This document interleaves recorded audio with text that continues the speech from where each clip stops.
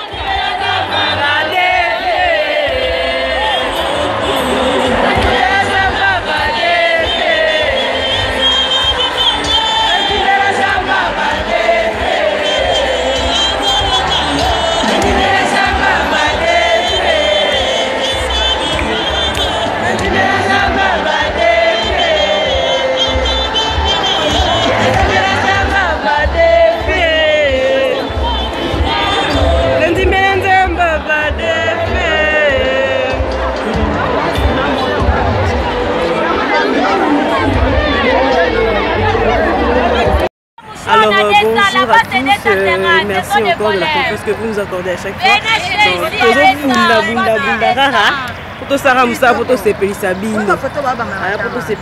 Comme d'habitude. Vous allez remarquer, toi, dans le stade de martyr, le lobo pour le dénonceur Marie Missam. Donc on est là pour prendre des images, pour vous faire plaisir comme d'habitude. Nous, on a tout le rara, les images nioso et quota pour STP Sabine. Alors, on a la classe, on a la classe. Nous avons participé à la Marie Missam.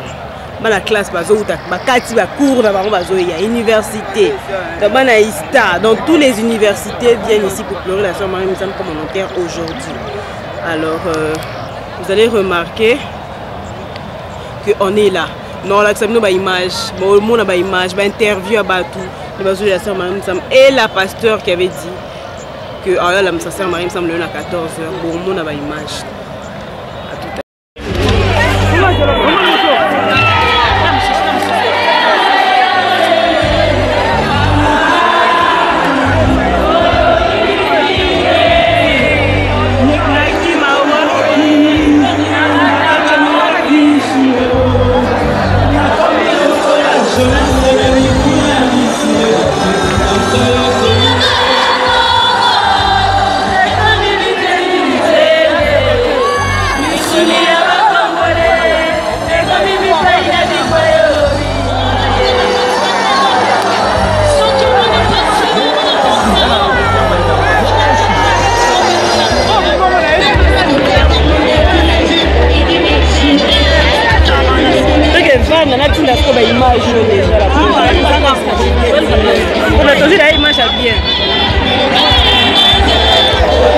Il y a des gens qui tombent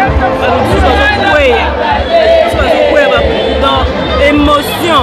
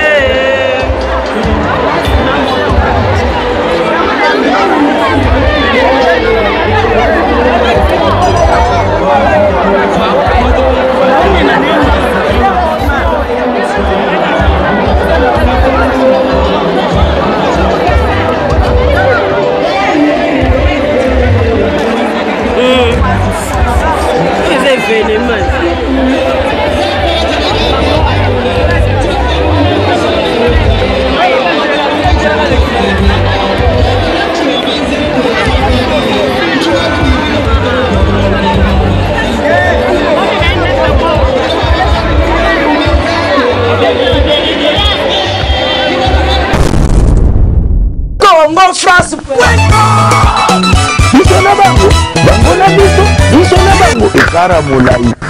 Cocos.com, site ya solo masolo ya danger, masolo ya kitoko. CongoFrance.com.